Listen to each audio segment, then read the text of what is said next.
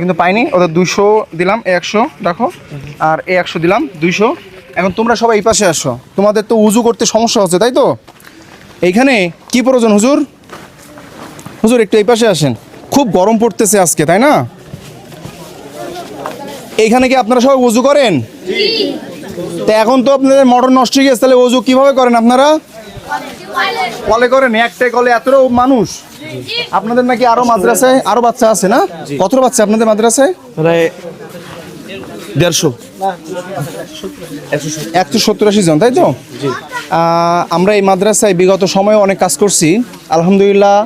এই পাশে যে অবস্থা আছে তাতে করে এখানে থাকার মতো পরিবেশ নেই, ঠিক এই অবস্থানটার সৃষ্টি করার চেষ্টা করতেছে, পরিশ্রম করতেছে। এবং এটা খুবই প্রত্যন্ত একটি এলাকা যেখান থেকে মানুষ খুব ডোনেট খুবই কম করে, আমরা জানি যতটুকু। আপনারা এখানে দাঁড়ান, হুজুর এদিকে আসেন একটু।